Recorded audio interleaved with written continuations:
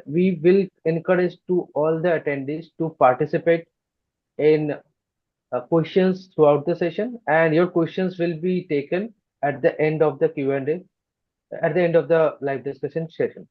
And we will also encourage everyone to keep your mic on mute so that we can make this live discussion fruitful and engaging.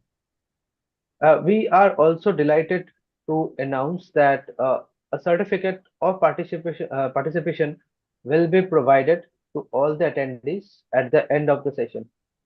Your commitment to this discussion and your dedication will help uh, to make this live discussion more involving. Uh, Today's we have our esteemed panelist, Mr. Abdul Aziz Syed Atamumane. Uh, he is our master in innovation and entrepreneurship learner. With his deep understanding in innovation and entrepreneurship, Abdul focuses on fostering creativity and sustainable business growth, with his expertise bringing in disruptive ideas to market highlight, which helps in strategic planning and execution for successful innovative uh, upbringings. We also have Lieutenant Shadrach Munzele, MBA in Project and Operation Management, a strategic thinker who has expertise in project management. Leotondo also expertise in innovative thinking, which makes actionable and scalable business solutions. His experience in optimizing business operations ensure innovation is not just a concept, rather a strategic process leading a real-world impact.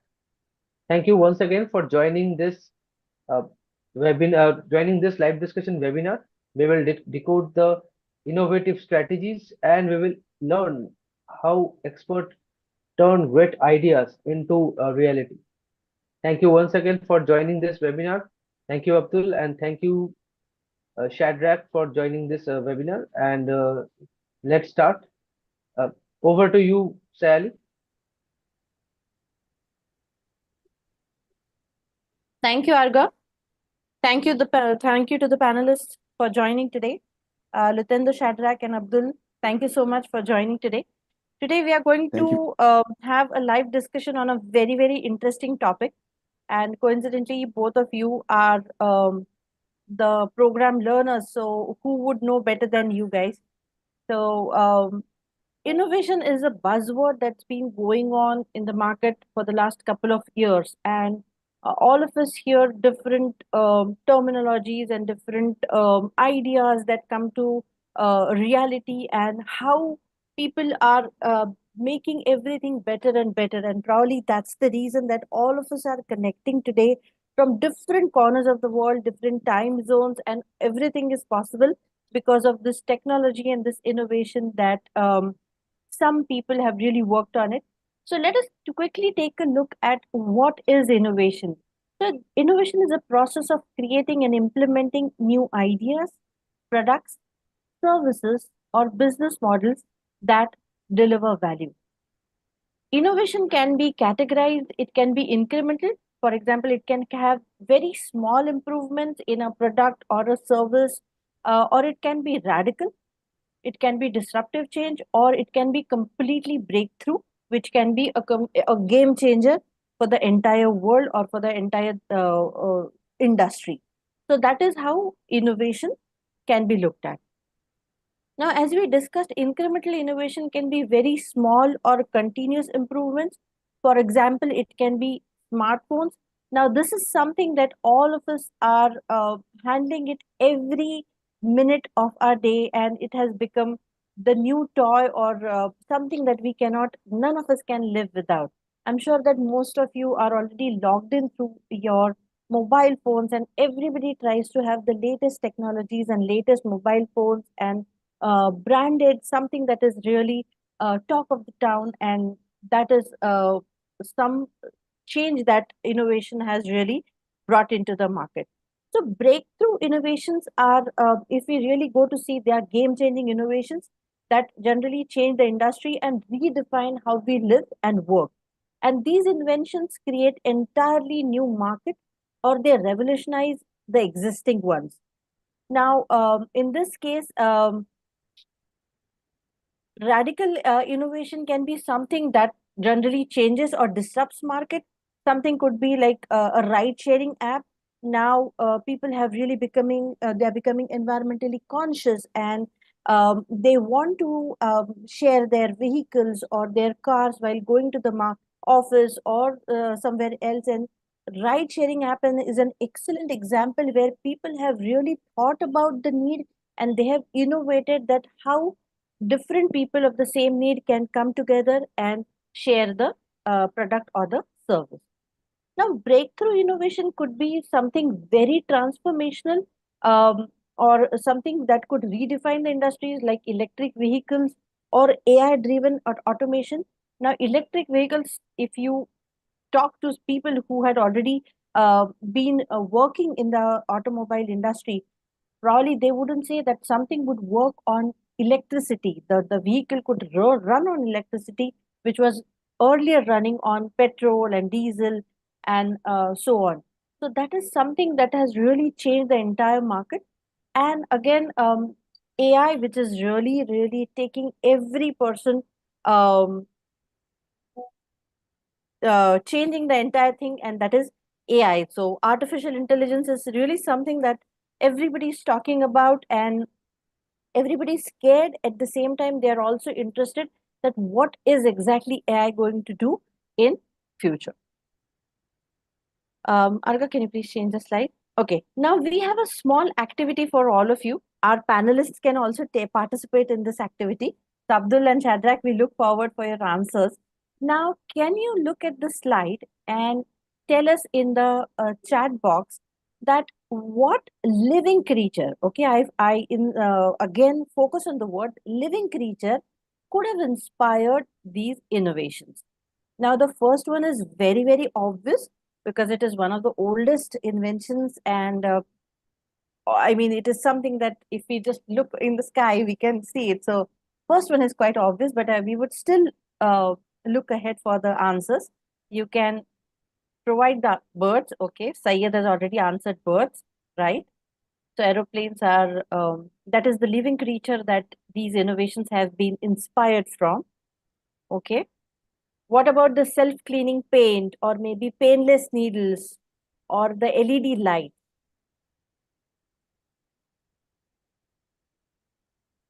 Most of you are answering fireflies, correct? Enver Dovlat has already answered fireflies. Okay. We want you to answer that what living creature could have inspired for these inventions? Bees?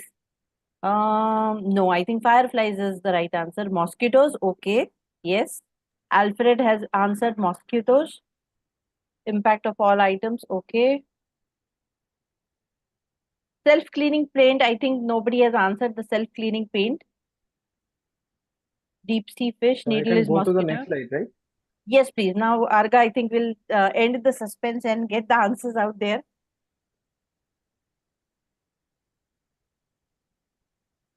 Exactly. So, as everybody guessed it right, the aeroplane was definitely a shape of a bird, or it was the living creature that inspired the invention of aeroplane was a bird. Whereas fireflies was the living creature behind the lanterns or the microstructures that released more light. And now we can see that every single day the electricity or the lights and the bulbs, you can see number of variations and number of inventions, products which are coming in this industry, which are saving our electricity bills and which are becoming more and more energy efficient. Whereas the self-cleaning paint is inspired by lotus leaves. So if you take a lotus leaves in your hand and if you try to pour some water on it, it will never get wet. So somehow it will keep on shifting the water from here to there. So self-cleaning paint is inspired by the lotus leaf. And last but not the least, the painless needles are inspired from the mosquito. Uh, so if you see, many times we do not realize that a mosquito has bitten us. So that was inspired from the mosquito. So thank you everyone for this overwhelming response. We hope you enjoyed that small activity. Now let us take a quick look in the journey of breakthrough inventions. We have already seen what breakthrough invention is, a game-changing innovation that disrupts industries. And we have small examples, which is electricity, that has transformed the entire humanity, our daily life, and how the industries practice. And every small appliance is nowadays electricity based. And second is internet, because of which all of us are connected today.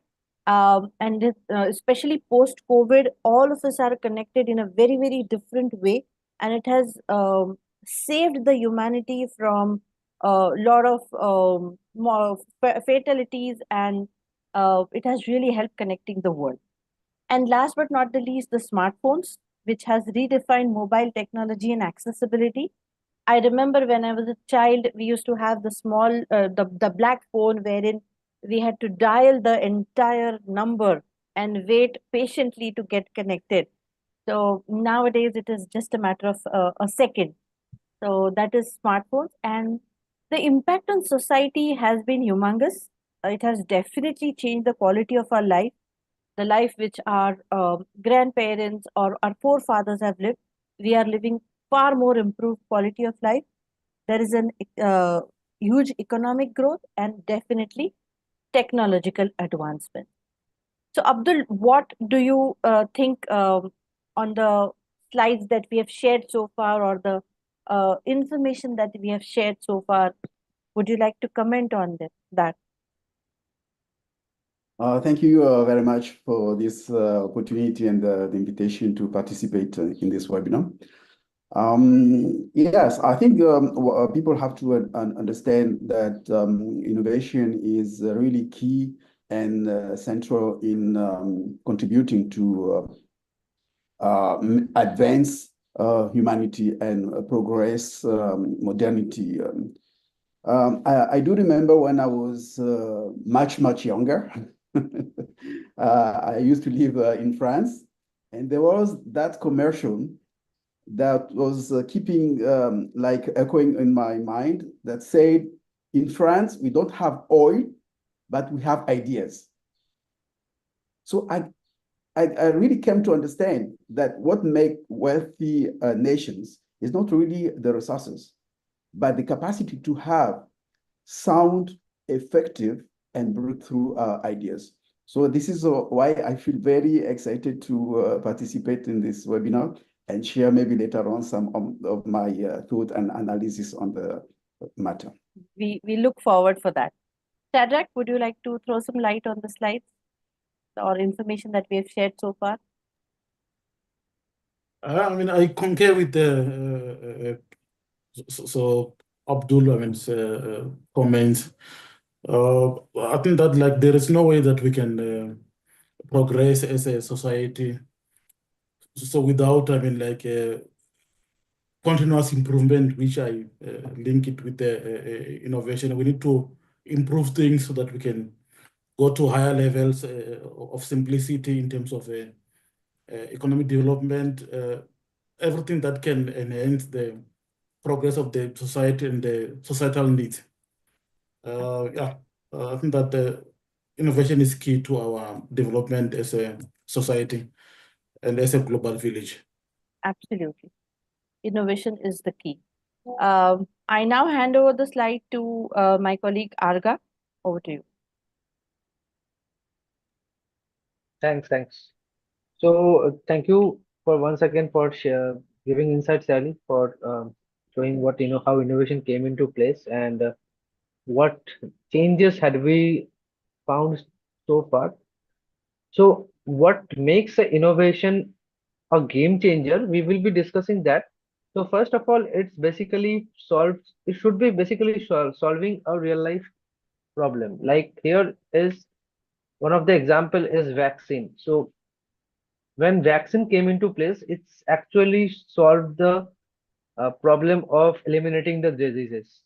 Few diseases are there which do not have any existence due to this vaccine because our body has now already have that antibodies that can fight with the diseases. So due to vaccine, this solves the problem. Innovation should be also scalable and it should be adaptable. So whenever there is any kind of innovation, it should be scalable, it should be under reach, and it should be adaptable easily by anyone. So how it can be expanded globally? So we can use any kind of social media platform like Facebook, or now recently Instagram is also playing an important role in expanding any kind of news throughout the globe. So using any kind of uh, tech, we need to expand the innovative technology globally. Again, it should be customer centric. It should be consumer centric. Like uh, it should address what consumer need. If anyone, let's say there is an example, if anyone needs a car to just to go to their office and home, no other purpose.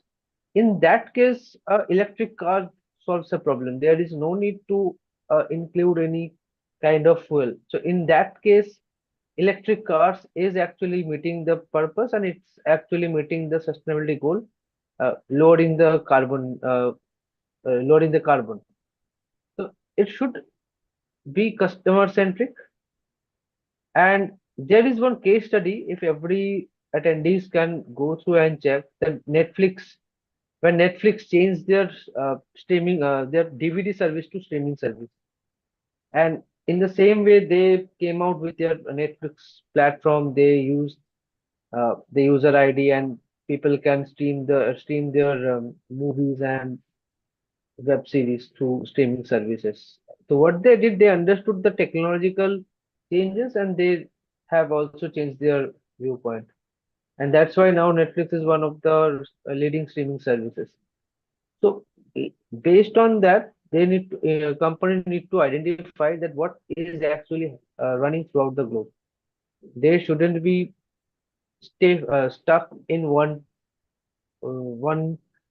vision. Rather, they should be flexible that what is surrounded, and they should leverage that. They should adapt that. So that's is one of the things what can make a innovation a game changer. Other than that, what are the role of technology in modern innovation? First is, as we can see, AI is playing an important role. So AI-driven businesses like ChatGPT is playing an important role. So any kind of information, we do not search in Google now. Rather, we search in ChatGPT, and we get the direct link from ChatGPT. So genuine information and easy information are being delivered from any kind of from AI-driven businesses. Now, ChatGPT is one of the platform. Gemini is another platform. We have Copilot. DeepSeek has also come into place. So using this automation, this AI business platform, we are getting reliable information, and it's helping too much. It's very much helpful actually. Any person can learn it easily, and it's very much reliable. Then the second is IoT and smart devices. So everyone is using this technology, smart home technologies, wearable tech. So wearable tech is is very much one of the essential tech that everyone is using. One is fitness bands. Everyone is wearing fitness band, and they can track their calories intake. They can track their you can say their heartbeat. They can there is SpO2 O2 sensors. So wearable tech is one of the devices that everyone is using. Then smart homes tech, they are making people are making their homes smart, right? So using any kind of uh, command, the entire house is automated. So this kind of technology is also playing an important role. Then we have fintech and blockchain. So using any QR code, a consumer can able to pay the money through that QR code. Cryptocurrencies is also one of the currencies that everyone is investing to get a better return. So blockchain is also fintech and blockchain is playing an important role. And last is digital transformation example like Amazon AI powered logistics and clouding computing.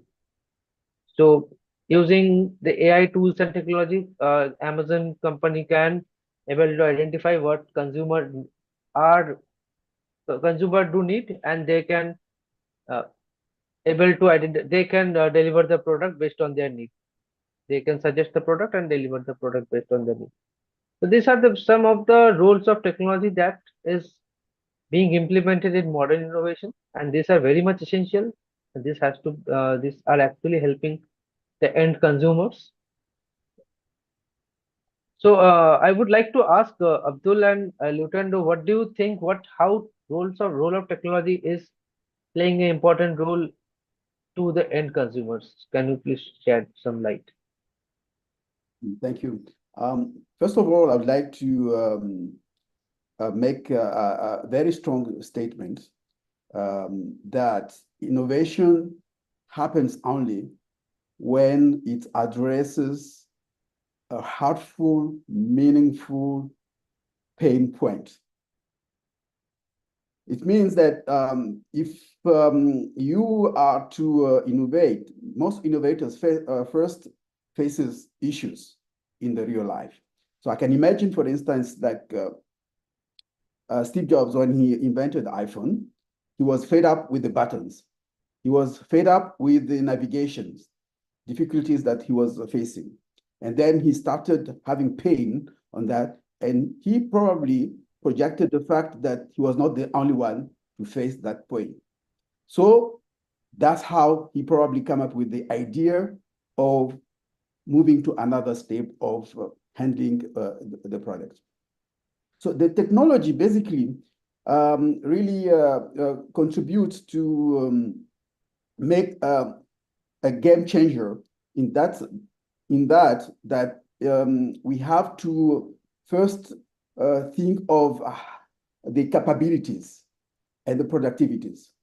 Many innovations today would be very difficult to materialize because they would take more time, they would take more resources, but technology chips in by bringing us the time frame, reducing the time frame for the research, allowing us to make, for instance, the big data analysis with the AI, so that you understand and grasp your market, and you also identify the key drivers for the changes to happen.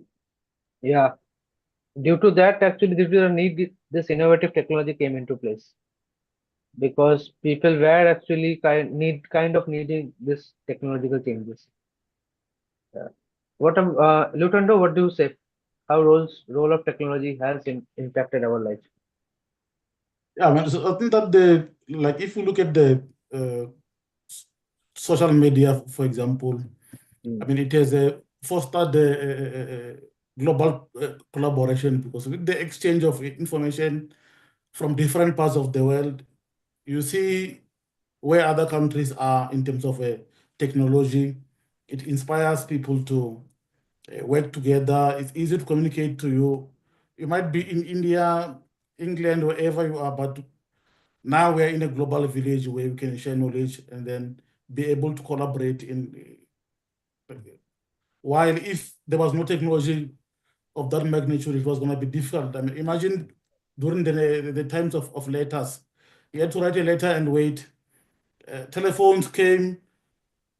Now we have got social media where we can collaborate Exactly. in different parts of the world. And also the issue of uh, uh, sharing the information online. I can send you an email now, you receive it now. It made the life so a bit simpler and then faster, and then it has revolutionized communication, and we are now part of the global village where we can interact easily than before. Thanks for the feedback. Yeah, Abdul, anything you want to say? Maybe just bring out the case of M-Pesa. in Kenya. I don't know if everybody knows M-Pesa. M-Pesa is a mobile money scheme that was introduced by Safaricom in Kenya in 2017. And the model was basically to address what I was calling the pain point, the meaningful pain point. At that time, most Kenyans were working in Nairobi, at the capital city, and they were sending their money back home in the villages through the matatu, which are the buses. And you can imagine the inconveniences that were causing such a process in terms of security, in terms of endangering the passengers and so forth and so forth. So then came the idea of piggyback on the mobile phone, which was used to make the calls, to transfer the money the same way we are transferring the voices. So this is where the technology really came up to change the game in Kenya, even in Africa now, and even worldwide, by enabling people to transact with the money, from their device that they use on a daily basis. Not everybody can have a credit card in our countries. Not everybody can go to the ATM machine, but everybody has a cell phone. And that cell phone now used to that. The second is that it's also really revolutionized the financial landscape as new technologies, Internet of Things, AI were introduced to improve the scoring for financial services access. So thanks to the technology, for instance, now we have a product that is called MKShow, which basically allow anybody to apply for a small loan in matter of seconds. You don't need to report to the branch. You just use your phone and you apply for a small grant, and through the big data analysis and scoring, the AI grants you the grant. So today, the whole economy of Kenya, 93% of the population use now mobile money. And Yes. the entire society went cashless. So it's really boomed the GDP and everything, and transformed the lives of the Kenyans and Africans. The model has been replicated in Tanzania and other countries, and now It has become very inspired. much convenient as well. Going to That's it. ATM and taking out money is very much convenient if we have just a mobile and using all the transactions through the internet mobile. It become very much convenient, I guess. So, Thank you. so they are turning ideas into a successful innovation. How we will be doing that? So first is companies should be thinking out of the conventional box.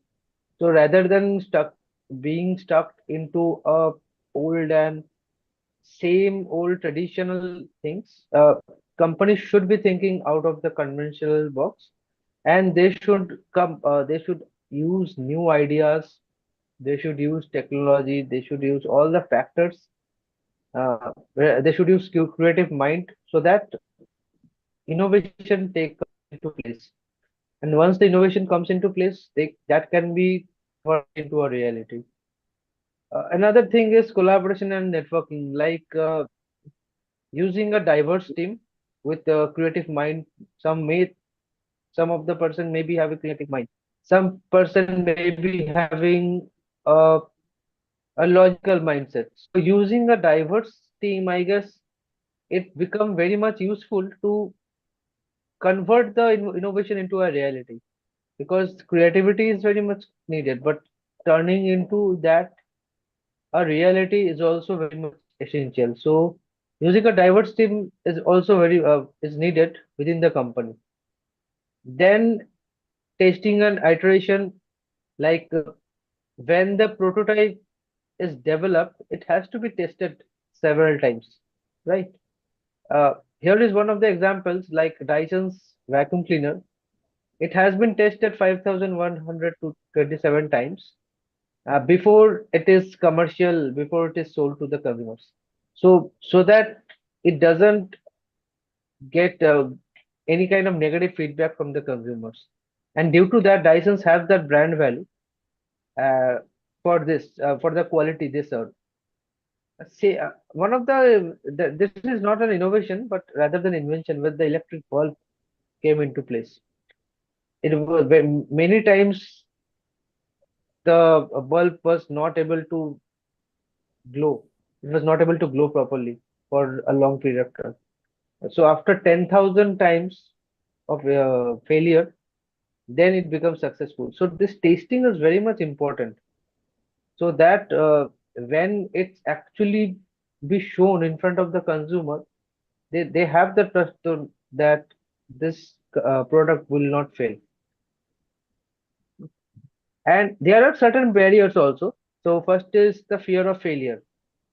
So once the failures occur, the innovator or the company, they shouldn't be set back. Rather, they should keep what are the loopholes that make the product a failure. They should take a setback and they should start again. Then limited resources. Some of the innovators do not have a huge amount of fund. So rather than setting, they should leverage crowdfunding and go to investors for partnership so that this kind of innovations can come out. And then resistance to change. And this is very important. Like uh, some company are very much focused on conventional way. They do not use that they do not want to come out using the modern tech, or they do not want to be flexible. So they due to this resistance, what happens that company do not able to run with their competitors.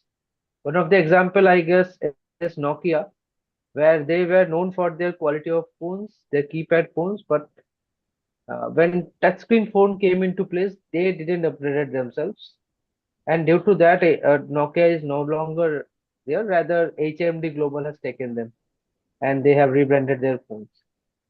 So resistance to change is one of the barriers. Companies should understand that what is running throughout their industry and what need to be implemented so that they can run properly, they can compete with their competitors along with some innovative technology they can implement. So these are the certain barriers. So these are the basic things we learned about innovation. Now we have the live discussion question that we will be asking to our panel member. So first I would like to ask Abdul, then followed by Shadrach, that what key factors do you think can differentiate a good idea from a groundbreaking innovation, and how can innovator identify this idea and they can think that this has the potential to disrupt the industry? So Abdul, you can start, and then followed by Leutendo, you can continue. So over to you, Abdul. Thank you very much. I think if we look to our environment, everybody has great ideas. Everybody will tell you, even my son, when I interact with him, he will tell me that, I have this great idea. Then you try to dig, understand what is this great idea. The essence is that we think that great ideas are equal to new ideas. And this is not really the truth. Great ideas are great ideas, breakthrough ideas, because they are market-led. They respond to a market. That's one. If your ideas do not respond to a market, then it's not a good idea. It's what I would call a false right idea, a good idea. Second, your idea has to be monetized. If you are not able to turn your idea into money, then it's still a false idea. Then third, to me, your ideas must build upon existing ideas, and that is where innovation comes. So if we look at, for instance, the ancient time, when first time the humankind discovered the carved stone, which enabled for the first time to cut, the meat and so forth. That was innovation, because that was something that was unique. But then, by observing how people would use that stone with difficulties, to cut, other people come up with ideas to change the material, to change the shape, and make it more efficient. And that's where the good ideas come up, building on existing ideas and improve upon them.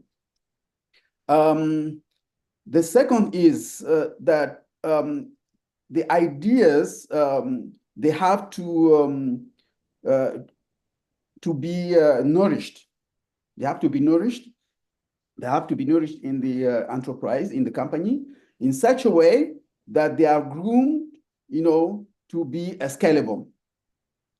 If, for instance, I take the example of the microfinance sector, where I was evolving for some times.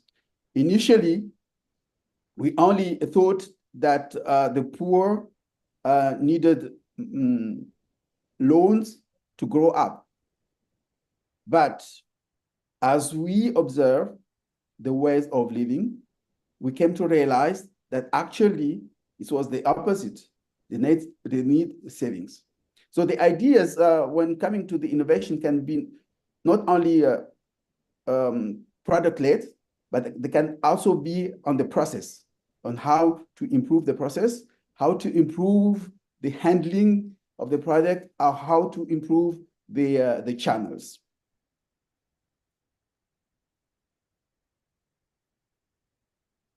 Leotendo, Yeah, what factors do you think? yeah, the differentiating factor between the good idea and then the groundbreaking innovation is the impact of value creation. If the idea will create value for the society or the end users or people who are supposed to buy the product or service, then it's going to make it in the market because it's solving the societal challenges or problems. And the second issue is that the agility, of the idea, if it will be agile enough to be able to create value or solve grow into a viable product in the market, it will take off and then become a sustainable business and then be able to grow, which brings the issue of scalability. If an idea cannot generate big volumes of sale, it is likely to die because it's about the market supply and the market demand. So if you, like for example, you look at Airbnb, when it came into play, it was because there was a shortage of accommodation for travelers and very expensive amounts that hotels were charging. But when it came into the market, it solved the problem of accommodation. People felt that it was a good alternative to hotels, and then they went to book accommodation that were not owned by hotels, but houses which were owned by private people. But it's about the value creation. If it will solve societal problems, then an idea will make a good progress in the market, and then it's going to be a sustainable business. So that's it for me.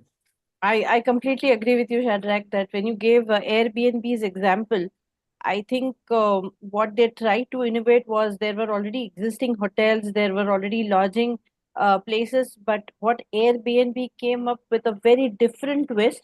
I remember when my kids were very small and I wanted to carry all the cooking thing and something home cooked meals for them. Airbnb was an excellent choice, and nobody would thought that okay, I could get some new place at the same time I can have a vacation, and I can cook for my kids. So that innovation was really smart on Airbnb's part. So I really like the right example, Shadrach. Yes, yes, Abdul, you want to contribute? To add on what I said earlier, I think good ideas are only good when they redefine standards. It means that they set up new industry benchmarks. For instance, the digital camera. Remember Kodak that has been Yes, into the market. Everybody thought that it was the normal way of taking photography until correct. somebody can and say, oh, no, we can do that differently with the same objective, but maybe we can use different ways. And this is now has become the new standard. And we don't even talk about the old standard anymore. And we don't Absolutely. talk anymore. I think also good ideas are those ideas that also help people to change their behaviors. In the case of Kodak, for instance, um, the fact that we moved to digital camera, nobody now thinks about those fancy instant Kodak camera again. So it's changed the behavior. And also, of course, it contributes to greater opportunity in terms of economic expansion, because of the concept now the digital cameras are used everywhere. We are using in our computers, we are using in our phones, we are using in our tablets and everything. So it has created another ecosystem, economic ecosystem that is much, much more larger than the innovation itself. So in terms of educators that would assess a good idea in terms of simplicity and accessibility. It has to be easy of use, like the iPhone, you know. You remember that Nokia, when they tried to compete with the iPhone, they came up with this, what do you call, with the Windows operated Yes, system. yes. The Lumia series. Yes, yes, thank you very much for that. And it never worked. It never worked because not everybody is used to Windows systems, and it was not really, you have to be very smart to use that phone, etc. So it's failed. Of course, good ideas are good only if they contribute also to reduce the costs of transactions of the people by lowering the expenses. You know, if your ideas are genuine, but they are going to make my life even more, Easier. then it's not really a good idea. Yes. And I think that's what I wanted to add on. Abdul, when you gave Kodak's example, I something came to my mind. With the hand wash thing, if you all remember, the earlier usage was a block of soap, which all of us, rather our grandmothers and grandfathers, used to use. And somehow it slowly got transformed, and the company innovated their product and came with a liquid soap. So nobody had imagined that the block of the soap that they everybody used to use now has gotten innovated into a liquidy format. And now it's like when you go to airports and good washrooms, everything is like sensor based. So all you have to do is just uh, keep your hand there and the machine senses, and there it is. So there's so much of innovation happening every single day and every single month that it is actually become making us more and more lazy, I would say. But that is something which came to my mind about the hand wash thing. I just wanted to narrate that. Yes, Arga, you can go ahead with the next question. Yeah. So the next question is what are the biggest obstacle that the innovator face today, and how can they overcome the challenges like maybe a limited resources, market resistance, or fear of failure? So what do you think? What are the challenges and how to overcome those challenges? And can you discuss some of those? Uh, can I please go first this time? Yeah, please. Of course. Yeah. No, I think that the biggest obstacles that innovators are experiencing is business development knowledge. Yeah, so money comes after, but the biggest problem is that people don't know the way to navigate around not having a lot of money in the pocket. So first of all, if you want to make it, obviously you must have some little money to bootstrap so that you can develop maybe a prototype. Then when you have got a prototype, it's easy for you to go around demonstrating how it works, and then investors can come and then put the money into the business, or even the market itself can see how your product is solving problems. And then, like, if investors come and put money, and then the market, look at how the product works. I think that is where you can raise money and do market production, the mass production to feed the market. But the problem is that if you don't have knowledge on developing your idea into, a prototype or something that is tangible, people will doubt your, like if it can work. But if you do a prototype using your money, obviously you must have some money to bootstrap, then go to the investors and say, this is what I have, and then maybe do some a few products where you give out to the market, and then if it works, sometimes they can come back and say, oh, your product is solving problems, and then you can go, because obviously you must do a survey, you must try to check the market if the market likes your solutions. And on the issue of fear of failure, I think that people must, like, it's normal to have a fear about something that you don't know, if whether it's gonna work out or not. But you need to write down the questions. What are your fears? Do you feel like your product is superior? If it's superior, you go then develop and answer those questions. Then it will give you the confidence that you can make it. And also on the issue of, setbacks, if you feel like you've got a fear of failure, try to have some contingency plan where you can address your fears. I think that so like also in the issue of resources, which is mostly it's investment capital, you can go for corporate sponsorship. If, for example, I'm doing the mining business, if I go to Anglo American and say, I've got an area which I did some prospecting, I was drilling something, my borehole did intersect some coal seam.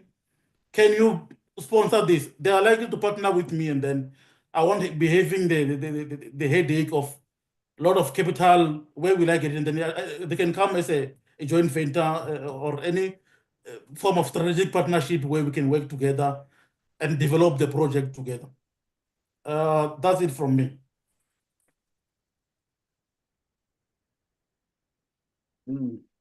Thank you very much. I do abide to what you said, and maybe just to add some few additional thoughts on that. The first thing is that the limitation to innovation in most organizations is related to limited resources. I currently coach and incubate 70 small, medium enterprises, and most of them, they would love to be to become darlings, business darlings, and they have so much ideas, and they would like to do this and do that and do that. My product, I would like to improve on this, on that, on that, on that. But when I ask the question, okay, how much would it cost you to cost me? Do you have the resources? No, not really. How much would it bring you back? Okay, is it viable? No. So that kills the ideas. So in that, it means that in most organizations, we have to be thoughtful and really focus on high impact projects and make good use of the resources so that we make the trade-off. Because we know that bringing a new product or a new innovation to the market, it's costly. It's costly because you have to do the research and development. That's a team probably that will be working on that. You have to develop the prototype, as you said earlier. It's quite costly. You have to also develop the MVP, your most valuable product, and put it into the market as a test, and it's costly. And in the meanwhile, you don't make money. And you don't make money. So your cash flow is like zero, and you have to be mindful of that and have really the resources to bear during that particular situation I'll call the turbulence business situation. The second challenge is the market resistance. It seems very obvious to us, to everybody here, but it is not really the case. We are not open to newness, to new things. Our mind is really usually closed and imprisoned in old stuff. So for us, moving out of our comfort zone, it's really challenging for most of the people. So let's take, for instance, the example of microwave. When the microwave was introduced, it was a revolutionary. You could do thousands of things with the microwave. But initially, people were like, oh, it's maybe, it gives maybe cancer, the others, or the micro-owned, they had the issues of micro-owned coming to their brains and, reducing the intelligence and so forth and so forth. Until people started putting microwave in the daily environment, family environment, and accept it. So when coming to changes, there is that saying that new ideas are always rejected first, then they are adopted, they are accepted the second, and then they are adopted to such a way that we think it was always obvious. So you have to understand when coming to the challenge of market resistance, to understand the market, to study your clients, and make sure that you create a high value proposition for them so that they will steadily understand and experiment and adopt it. You mentioned obviously the fear of failure.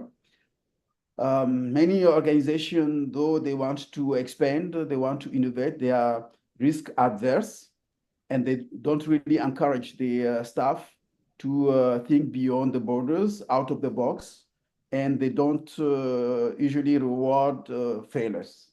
While in organizations, successful organizations that are really innovative, even if your ideas didn't get into where you wanted to go, but people are rewarded for the initiative.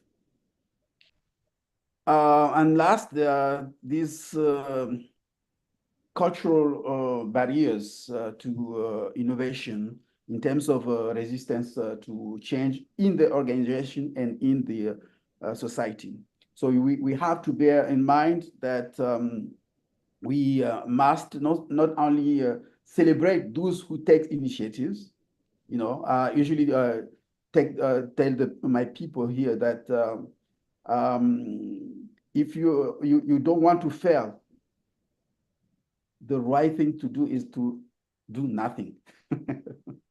If you don't do, I think that you're sure that you won't fail. But if you want to make progress, it's like our babies, we encourage them to walk, and they will fall. And we just say, oh, you did very well, try again, But if the baby is really fearing to fall and die, then he will never walk. Thank you. Abdul and Shadrach, I would like to ask you that is funding or finding a good venture capitalist, can that be one of the challenges that innovators face today? Because many people have brilliant ideas, but they just don't get the capital funding, or they don't get the what to say godwin in the industry. So can that be counted as a challenge or an obstacle? Yes, I think Yes, so. I think so. it's obviously that's a challenge, but remember, most like we do have venture capitalists and we do have angel investors, but the problem is that uh, every investor, wants a return of investment. So if they don't believe in the product and there is no product, maybe so it becomes an issue. But I think that if you have got a prototype that you can demonstrate that it can work in the industry, people who uh, believe in investing, I think that they will come to party and then invest. But otherwise, people have been doing a lot of pitching with their products. But if you don't like demonstrate that your product is superior or your service is superior, there will be some skepticism around it. But it depends on how you present your product to those venture capitalists. But we've got crowdfunders who sometimes they don't have maybe a background, but if they see that maybe the product can demonstrate capacity, they will invest, I think. Okay, thank you. Abdul, what are your views? Let me some few additional thoughts. I usually tell my incubates that if your grandma is not convinced to invest any penny in your business, then forget about the other investors.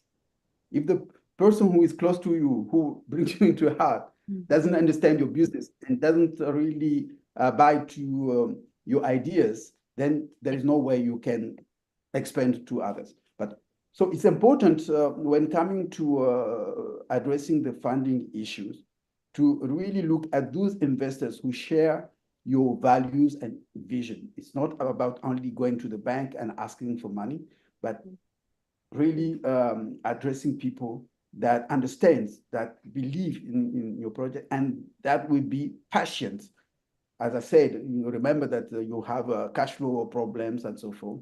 You might fail, and etc. But if you have those business angels who share your vision, your values, if you have managed to get those risk capital people, then you will be much more on the safe side than just going to rush and asking for money to anybody. Absolutely. And I think the show Shark Tank is doing an amazing job in this aspect, wherein they are really understanding the person who's coming on the dais and explaining his or her product. And I mean, even if nobody's else to understand or able to understand, somehow the angel investors, they see the value, they understand the product, and they invest in it. And some of the ideas have become massive hit in the market. So There I are think many innovative products that have came to place. yes. One of them is Scrub Daddy. That is very much it. Okay.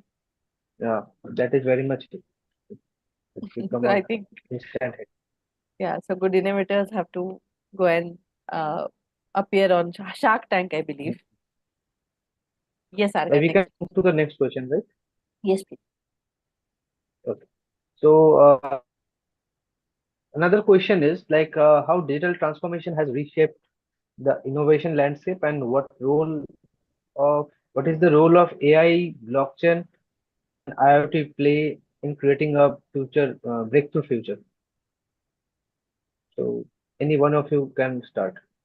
It's totally up to you. Please go. Lieutenant, you can start. Okay, okay, okay.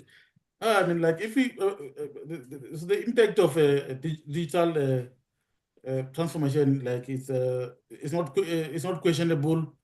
We can see the results, and then just for example, if you look at, I mean, like artificial intelligence, I've seen a lot of factories that were having challenges with skills and labor unrest in South Africa, and they automate the whole production system where the machineries are doing things.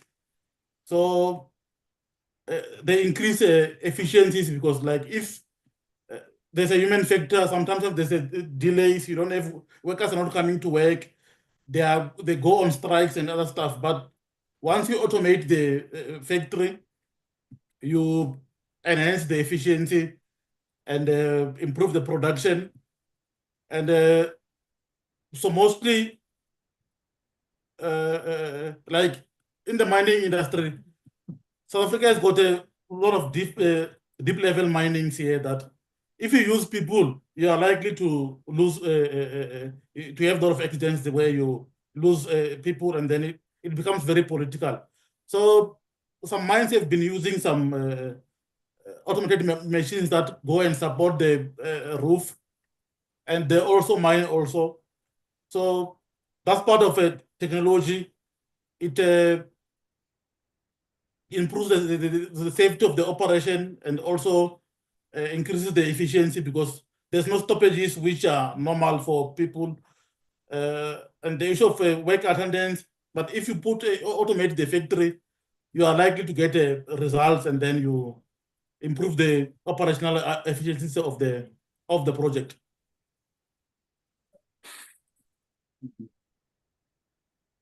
Yeah, I think that the use of AI right now is really tremendously changing the way many business leaders operate and live their business.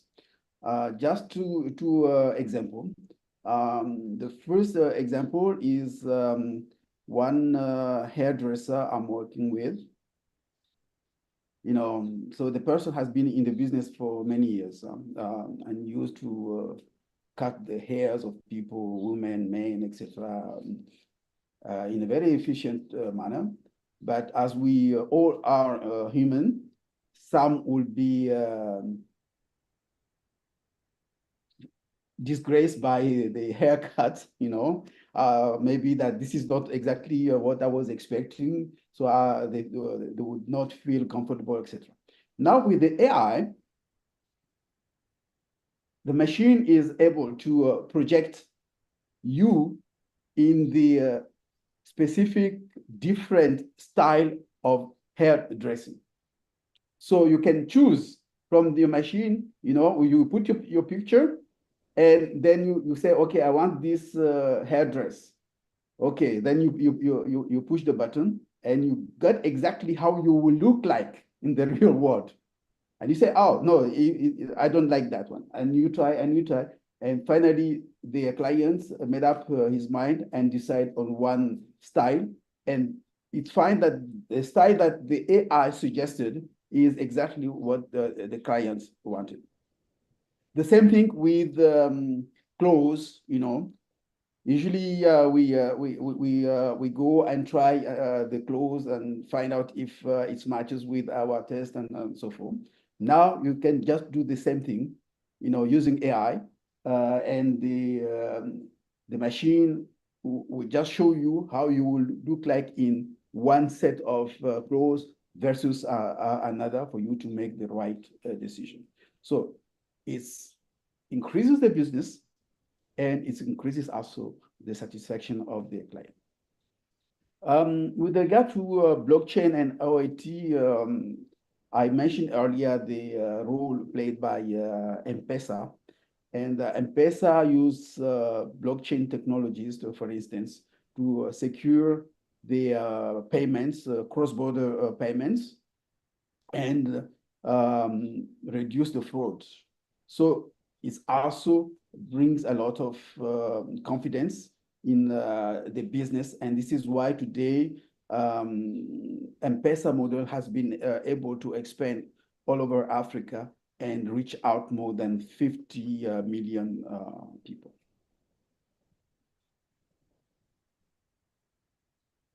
Those were really good examples, Shadrach Yes. and Abdul.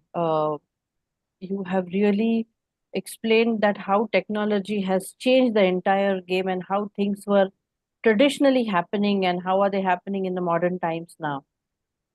So, Arga, next question, please. Yeah. Oh, sorry, my camera is on. So we have only last question. Like, can you share a real world example where an invention initially faced skepticism or failure, but later become a massive success?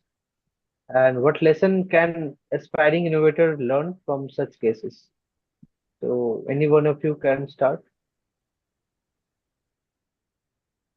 Okay, let's go. Abdul, it's your turn now.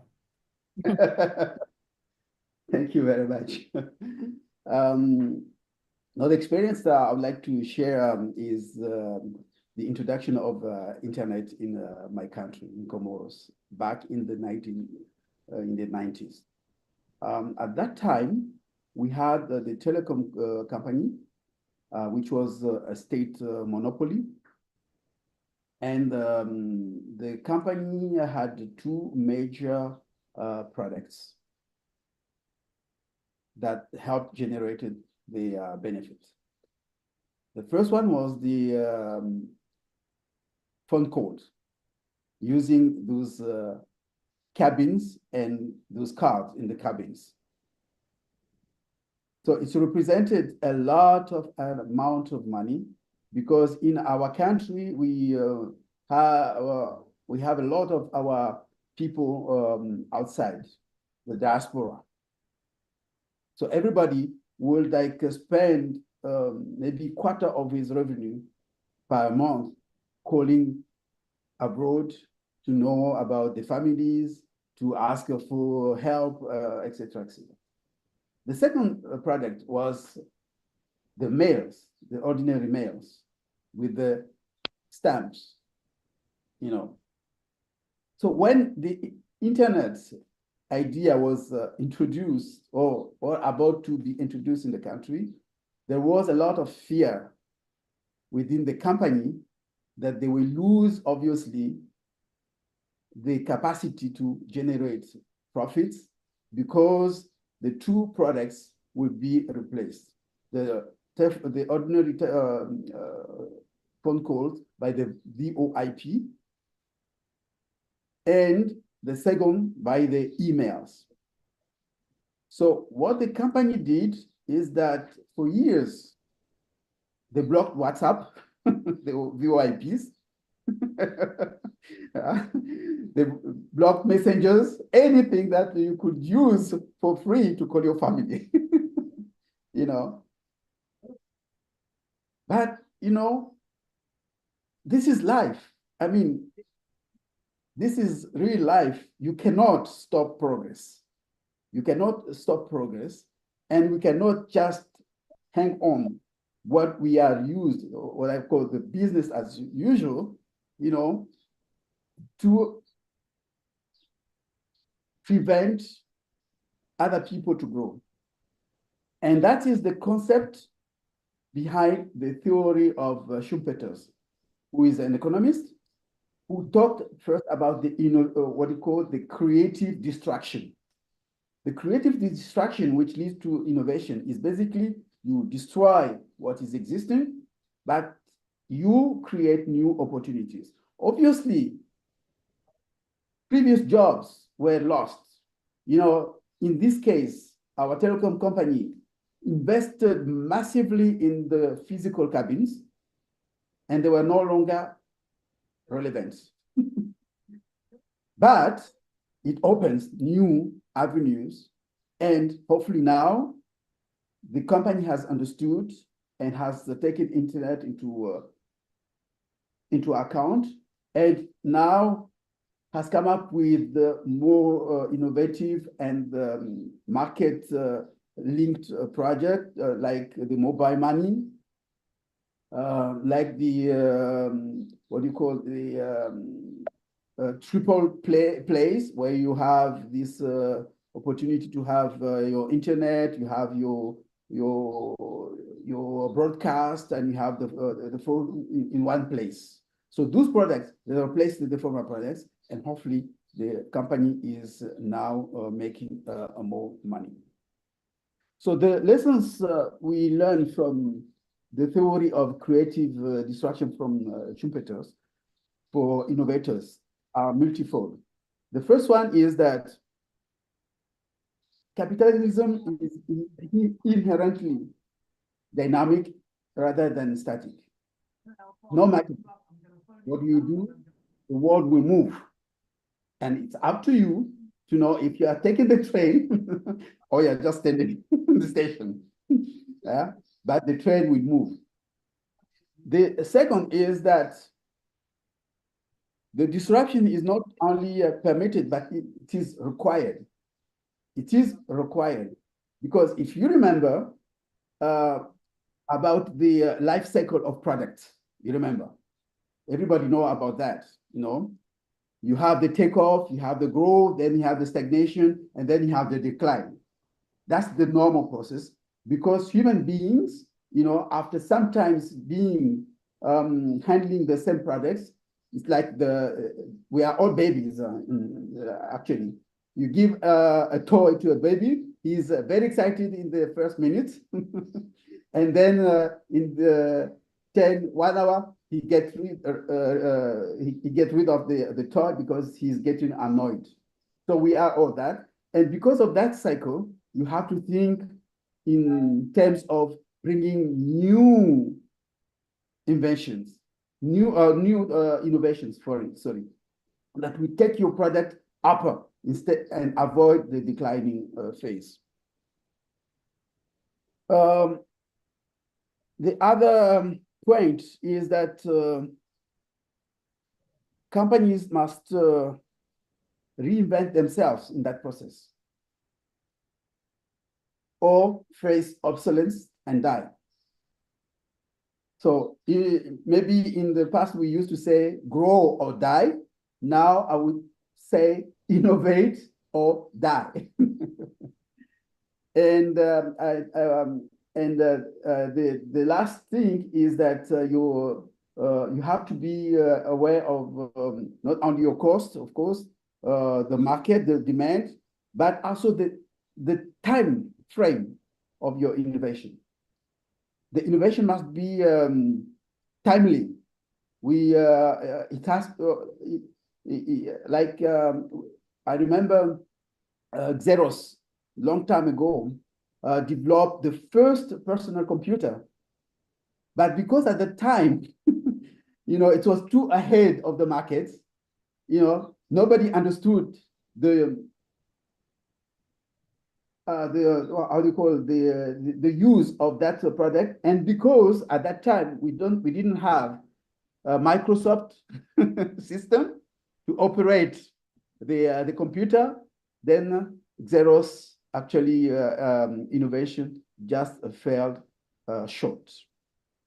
So it is very important to end to understand that the dynamic is there. We can't stop it. We have to be part, and we have to be smart for us to get the best of the creative destruction theory of Schumpeter, for instance. Thank you. Lutando? Yeah, I'll just give two examples. The other one is a South African, African example. The other one is a European one. Uh, During the beginning of the year 2000, South Africa, Vodacom introduced Vodacom M-Pesa. Like it was a money transfer uh, app, but it didn't take off. And then 2016, they closed it. But currently, it's doing well in African countries. So the innovation failed in South Africa, but it's working in other African countries. Maybe because of the different uh, cultural and economic landscape.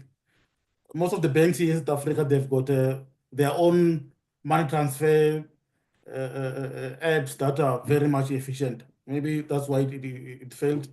I've been seeing a bit of Mukuru is working for Zimbabweans and other people from Malawi. It's working for them. So yeah. And then the second one is George Lucas Star Wars movies. He was rejected by two studios, and until some studio allowed him to make a film with him, but they just took a risk and said, let's just give him a chance. It ended up being a worldwide success, but initially there were too many rejections to a point where health-wise it affected him. He had a lot of stresses because he put too much effort in developing, but no one was listening to him. But as we speak now, the Star Wars movies are known globally because they became a major success. And in terms of lessons that we can learn as innovators, I think that first thing is that you must look, if you want to innovate, you must look around in the environment. It's called the biomimicry. You mimic the environment, like people who invented the aeroplanes, they looked at the birds, and there's a lot of inspiration that nature has given us that we can look at if you want to innovate something. The second type of inspiration is that look at the competitors. Like if you look at Nokia was making money, I think that in the 90s, 2000, but some people came and said, oh, they analyzed the product that Nokia was offering, and they beat them on their own game to disrupt the market. So disruptors or certain innovators, they look at the uh, current companies that have got a market share, and they just improve and then put different features so that you can give them a unique selling point. That is why you come into the game and then beat competitors or companies that have been doing it in the game. And on the other end is that uh, so the world is changing. It needs simplicity. There's always a room for innovators, and if you are an innovator, go for it. You are likely to be a big story that will be successful worldwide. That's it from me.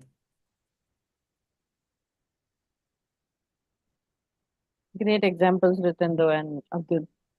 Yeah, great example. So we can just uh, take the key takeaways and we can end the live discussion here. So first takeaway, like great ideas has to be a game changer that combines with execution, persistence, and adaptability. So rather than coming up with the good ideas, it has to be a great idea and it has to be a game changer, and it should be helping. It should be persistent and it should be adapting with the changes of technology, and it should help the consumers. Then overcoming barriers like fear of failure, fear of resources, and fear of resistance. These barriers has to be overcome to get the success to come up with the innovation, to come out with innovative technologies or innovative products. Then technology like technology and digital transformation like AI, IoT, and automation game changer should be needed to in the today's world to come out with innovation, to come up with something in innovative products. So any kind of technology will accelerate the innovation. And other than that, uh, collaboration with a diverse team will help in groundbreaking invention and innovation.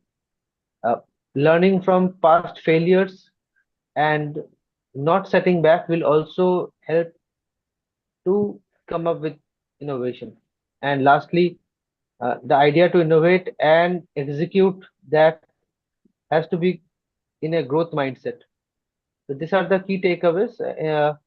Sally, in the meantime, you can give the overview about UniAthena, and Sure. our panel member can go through the Q&A chat box and select the questions, and they can answer the question based on their choice, I guess.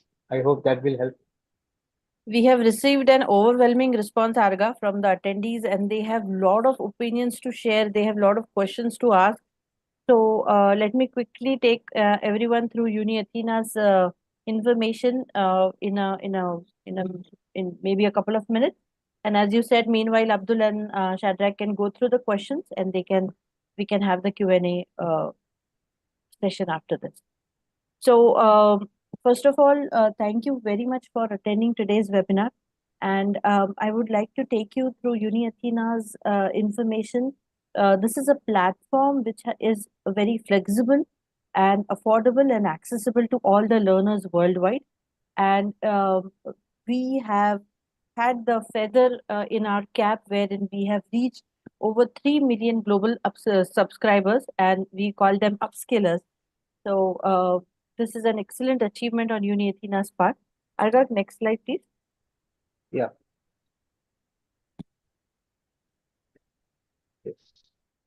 The reason it is called flexible, affordable, and accessible is we are, first of all, an edtech organization, and we offer online courses.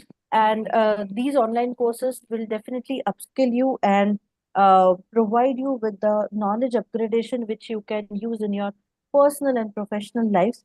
And this is very affordable in a very flexible way. And I will tell you why flexible. UniAthena was founded in 2019 and is owned by Westward Ventures, and it is also known as Westward Education Group. And this has been operating in the United Kingdom since 2008.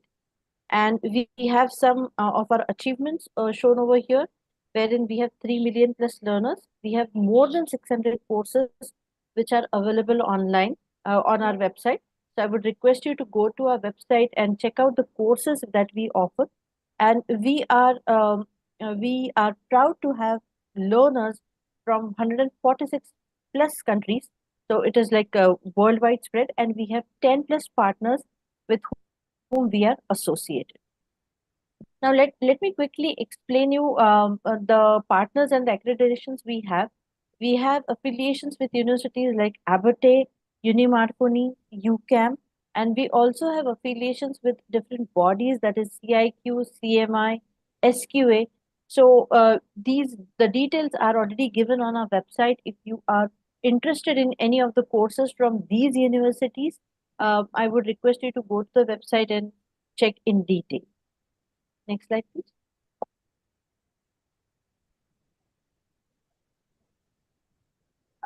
Flexible payment helps you in progressing the course, wherein you can take one module at a time, pay for that module, complete that module, and progress to the next module, and then you can have the same cycle throughout your course.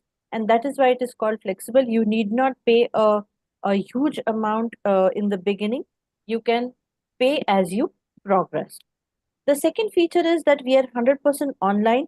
You can study the way you want. Some of our learners are everyday learners, some of our learners are weekend learners. So you can prioritize your personal and professional commitments and save some time for your studies. And you can access our videos and our material from any corner of the world. And that is why this feature is amazing. Then next is self-paced. You can design the pace you want. If you really want to quickly finish your course, you can be a very dedicated learner and complete all your assessments quickly. If you want to take the entire time given by the university, you can consume all the days and you can decide the pace as per your commitments and all the priorities that you have. The next feature is that we are accredited to some of the globally renowned universities, and they are our proud partners. I have already explained you the universities, shown you the universities that we are partnered. The next amazing feature is that all the courses and all our learners have personal tutors. So the personal tutors holds your hand and guides you in every possible way. And we are there for you throughout the journey, throughout your learning journey. We help you in your assessments. We help you in your entire course. And next is modular course delivery, wherein the courses are delivered as per the modules. There are different modules in our courses. You can again check out on the website. Now, if you are particularly looking a career in innovation and entrepreneurship, as we have our proud learners today with us, Abdul and Shadrach, they are our master program learners, and the program is called Master in Innovation and Entrepreneurship. And many of our learners who are already on their path of entrepreneurship, or they are working and they want to start their own business, or they are currently passed out and they still want to upgrade themselves in areas like innovation and entrepreneurship. This program is exactly for those people. You can sign up for this master program and get that different edge and get all the information if you want to be an innovator and an entrepreneur.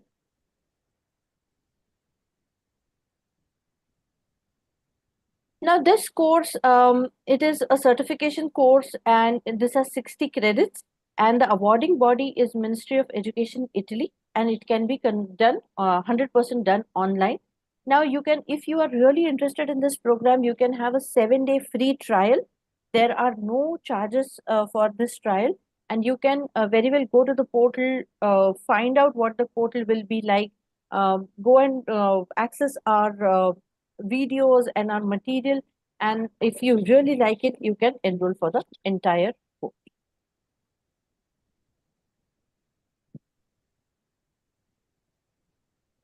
Now, the journey ahead is some of the top recommendations for innovation and entrepreneurship is we have, apart from the masters, we also have the postgraduate certificate in innovation and entrepreneurship. You can also check out that course information on our website, and it can be flexible from 21 to 60 days, and again can be done online. However, the credits are far less than the master program. It has 20 credits, and it can be done quickly.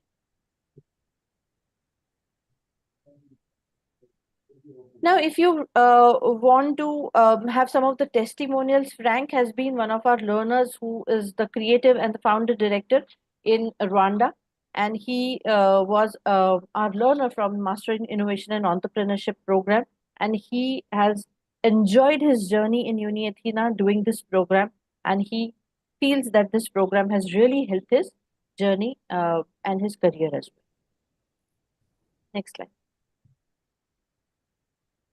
We also have a testimonial from Adan, and he says that he really enjoyed the online teaching platform provided by UniAthena and the tasks that were handed over to him.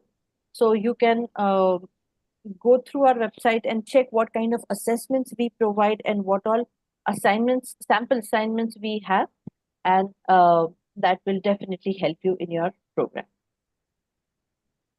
Next slide. And if any of you is interested in this program, in these two programs in entrepreneurship and innovation, kindly take a screenshot of this slide. The email IDs for admissions are written over there. If you want to have a WhatsApp number, kindly save this WhatsApp number and send us a message with your query, and we will be happy to help you, and you should get a response quickly from the admissions team. So kindly take a screenshot and save these details. Yes, so let us go ahead with the question and answer round. Shadrach, if you can pick up some of the questions you would like to answer from our audience. There's a first one from Peter Chuku Okay. Galam. Yeah, so sorry if I'm not pronouncing it right. It says, how can an innovation be executed or become a reality without financial powers? Yeah, first of all, I mean, in this case, as I said during my comments earlier, it's better if the first investor in the innovation is yourself. I mean, if you can put money on the development of your idea, who should put it if you don't believe in what you are doing? So I think that the first start is that you need to bootstrap. You need to put some money to develop it to a certain level, and then to a point where you can present it to someone, but at least there must be something tangible. Otherwise, it's like a dream. You can't prove it for that it can work. Do some research and development, do some prototype, and then take it to investors who can have interest in the idea. So obviously, if you want to present a mining idea, you better go to people who know mining. When you talk to them, the language will be the same. They'll be able to get what you're talking about. So if it's agriculture, go to people who have got knowledge with the field that you are dealing with. It helps with communication, because obviously people will put money in what they understand first. Yeah, I think that from my side, that's how I see it.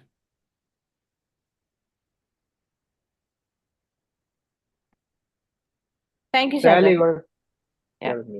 Abdul, any other questions you would like to answer? I think there is one specific question asked by Taizir, who work also with the UNIDO, and talking about the overwhelming bureaucratic background of UNIDO in program management. UNIDO, we basically work with different stakeholders and to develop competitive companies that are able to make a dent in the community and come up with innovative product that are to be sold in the country or worldwide. But the thing is that obviously we have the field team, the people like me and probably like Desir, who are working directly with the enterprises. And we have the backstopping team, which is basically dealing with accountability, transparency, and management of donors' money. So it's a continuous dialogue between the necessity to foster innovation in the field with the compelling requirements to also account for the money we spend to support those companies. So my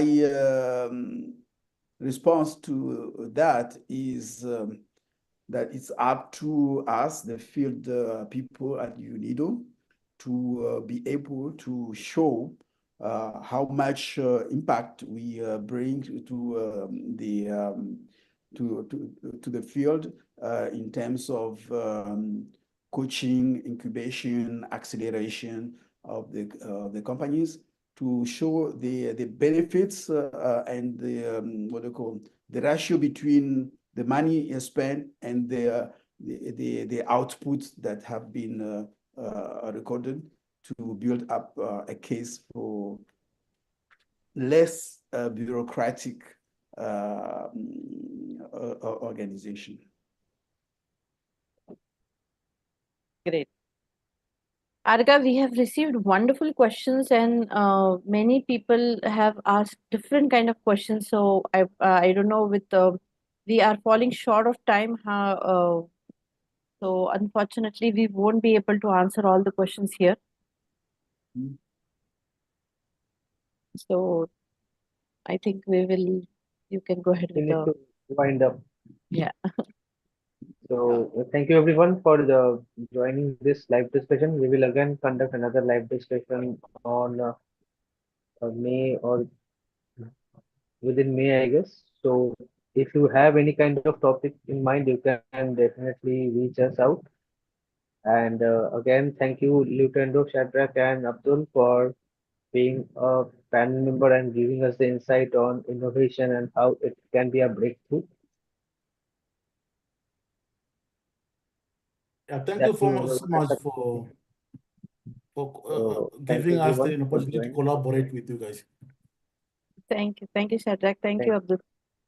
Thank you very much you. for the invitation and the opportunity again. It was a real pleasure interacting, uh, advancing the knowledge on this issue of innovation and entrepreneurship, and I strongly invite our audience to join the master. It is really up to the level of thinking, but also the assistant that we received, is very keen too. So thank you again. Thank you for that testimonial, Thank Abdul. you. We really appreciate that. And Shadrach, thank you for all the insights that you have provided.